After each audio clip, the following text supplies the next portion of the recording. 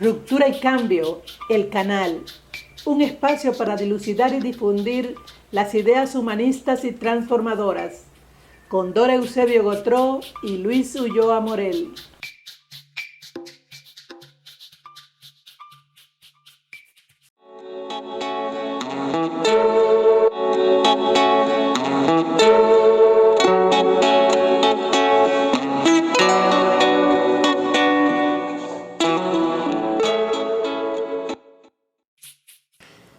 La idea de que la educación es la principal, la más eficiente y segura arma contra la pobreza se ha convertido en un tópico. De hecho, es muy tradicional.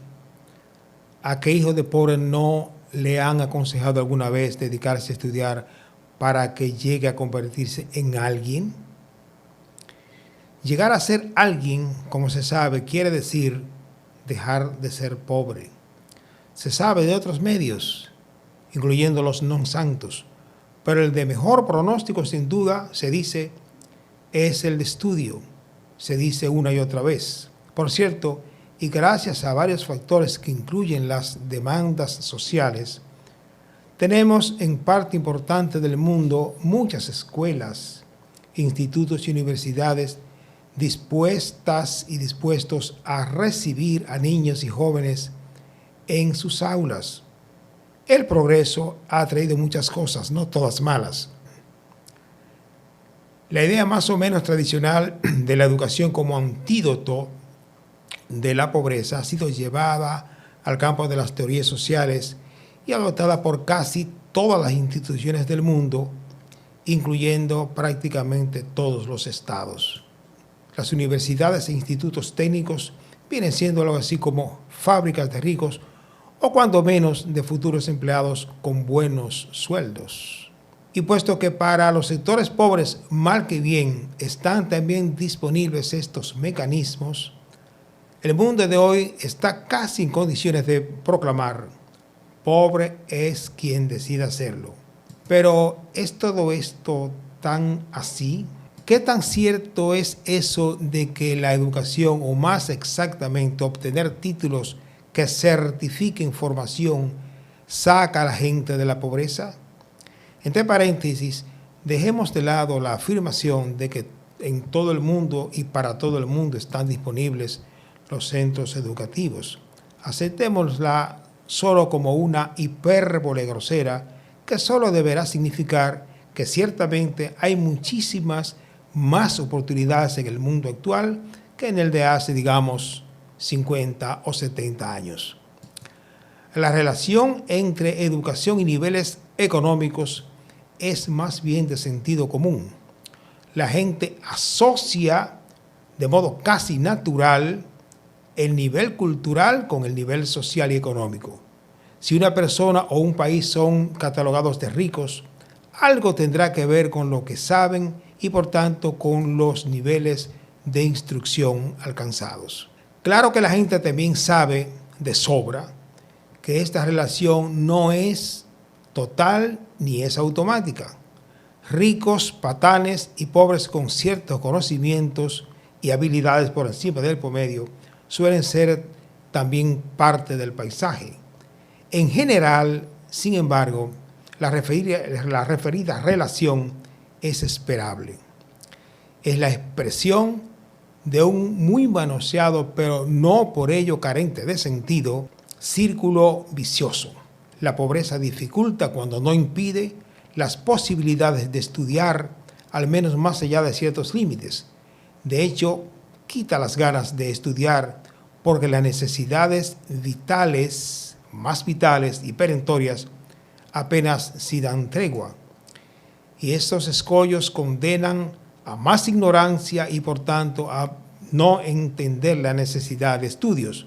No estudio porque no puedo o casi no puedo y puedo menos porque no estudio. El círculo lógico de los sectores ricos o acomodados es el inverso. Puedo estudiar y necesito estudiar para abonar mi condición social o para elevarla, y esto a la vez me permitirá nuevas escalas y campos sociales y culturales. Esta lógica se encuadra en lo que suele llamarse efecto Mateo. Alude a un pasaje bíblico con el que guarda, a decir verdad, escasa relación literal, pero que, gracias a una derivación algo caprichosa, llegó a convertirse en una especie de concepto sociológico bastante valioso. La idea es simple y de fácil comprensión, como también fuerte. Quien más tiene, más alejado está de tener que partir de cero y por tanto más ventajas tendrá sobre quienes tienen que partir de nada o de muy poco. Estas ventajas no son económicas solamente, son también culturales. A Pierre Bourdieu debemos el concepto de habitus. Nuestra condición social, ante todo económica, nos hace partícipes de entrada de una especie de campo cultural de usos, costumbres, tradiciones, manejos de informaciones, obligaciones, disponibilidades materiales, etcétera, que estructuran nuestra mentalidad y nos capacitan de algún modo para los subsiguientes aprendizajes. Este hábitus tiende a favorecer la formación de sujetos conforme aumenta el nivel social, principalmente en lo cognitivo. Todo esto significa que en una sociedad la pobreza material y la pobreza educativa constituyen una estructura única, dos caras de una misma moneda.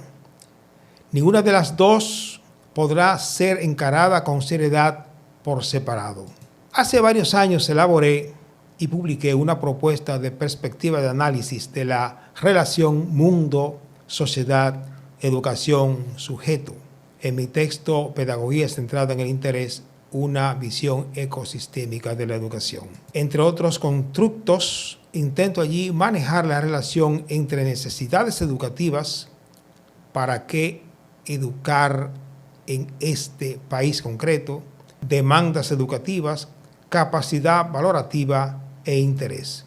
Estimo que el cómo se asuman estos ítems permite darnos una idea de cómo ha de asumirse la educación. Por ejemplo, la percepción de necesidades claramente remite a qué planes educativos se dará en determinado país. Es esto ya un problema político porque responde a la pregunta de qué país queremos y qué quieren los grupos dominantes. Las demandas educativas obligan a preguntarnos qué quieren los distintos sectores que se enseña y se aprenda.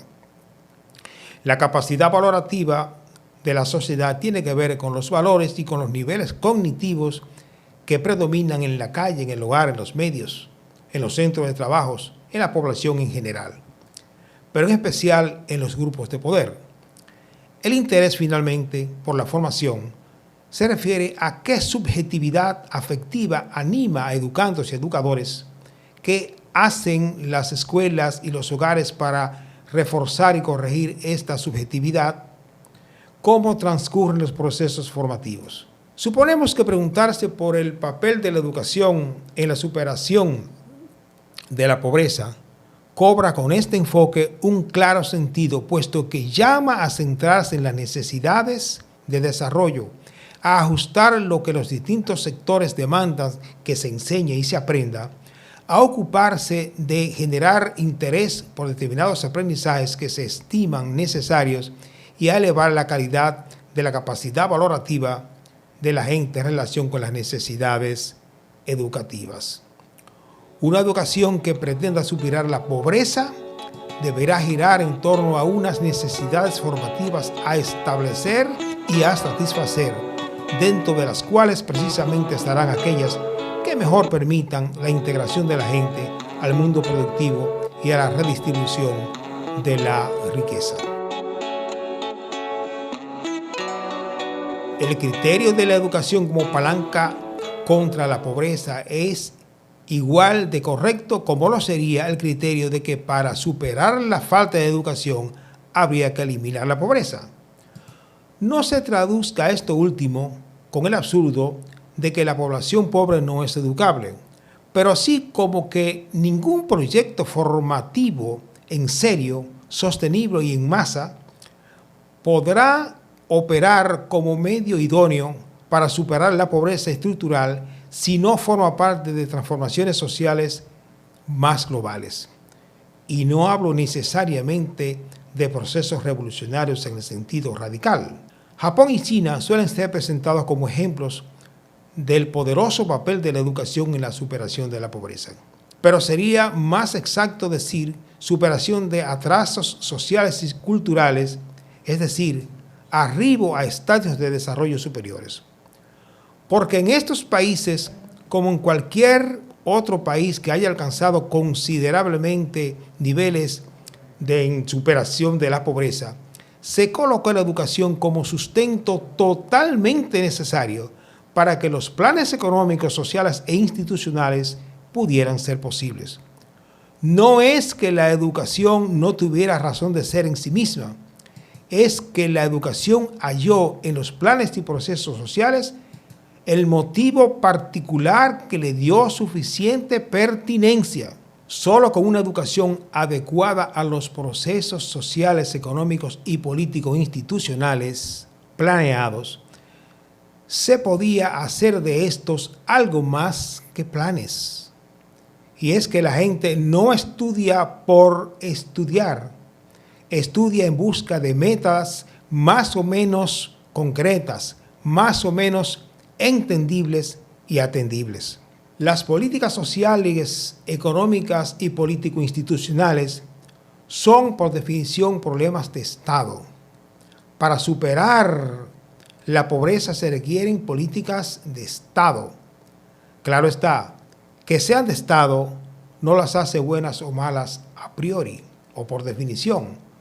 Por ejemplo, los gobiernos neoliberales establecen políticas, pero no precisamente en favor del interés común de la gente, sino de intereses privados, aunque las más de las veces bajo el predicamento de que al final todos los sectores de la población saldrían gananciosos. Es posible también que ciertas políticas en busca, por ejemplo, de reducir o combatir la pobreza adolezcan de fallas de origen que las hagan fallidas. Ese podría ser el caso de políticas encaminadas a erradicar la pobreza, aun las que incluyen reformas educativas. Este puede ser el caso del diseño de sistemas educativos orientados a la mera empleabilidad, algo así como gradúate que en algún momento puedes hallar empleo. Otra tentación, quizás más filosófica, pero muy asociable a la anterior, sería la de reducir los sistemas educativos a forjadores del famoso capital humano. La pretensión de hacer de las facultades humanas, conocimientos, habilidades, etc., y por tanto del propio ser humano, cosas equivalentes a capital, vale decir, con potencialidad de invertirse para generar riquezas. Cada ser humano representaría un capital, mayor o menor. Al tiempo de cosificar a la gente, esto supone que todas y todos somos a modo de capitalistas que tendremos más o menos éxito precisamente por nuestra capacidad para manejarnos como capital. En verdad, de lo que somos portadores y portadoras los seres humanos es de fuerza de trabajo que incluye nuestras capacidades cognitivas y habilidades técnicas. Representamos fuerza de trabajo con mayor o menor capacidad productiva, con determinado valor y al que el mercado asigna determinado precio, en ciertos casos especialmente altos por su rentabilidad, científicos y técnicos, trabajadores del espectáculo como algunos artistas y deportistas, etc. La asunción del ser humano como capital encubre la verdad de las relaciones capitalistas dominantes, en las que unos se apropian del esfuerzo ajeno y sesga la educación hacia la ilusión de un cierto emprendurismo en boga que sería el camino más expedito para superar la pobreza. Mi pobreza específicamente. Por cierto, nada en contra del emprendimiento. La lucha contra la pobreza es indisoluble del combate a la desigualdad. La desigualdad es autorreproductiva. Se requieren políticas particulares no solo para generar riquezas y oportunidades, sino también para corregir injusticias que inevitablemente producen conflictos y trastornos sociales. En ello, hacer efectivo el derecho a la educación deberá jugar un papel crucial siempre que se supere el economicismo y la visión tecnocrática e instrumentalista. Después de todo, la educación auténtica no tiene como único norte la formación de seres económicos, sino también de seres humanos en el sentido integral de la palabra, en el sentido estético, físico, moral, intelectual. La cultura misma es riqueza. Una educación dirigida solo al mercado no puede producir verdadero desarrollo, por más que crezca la economía. Si la pobreza estructural es multidimensional, como lo es, deben ser varios los flancos desde donde deba ser combatida. La educación también deberá ser multidimensional si quiere formar parte efectiva del combate a la pobreza.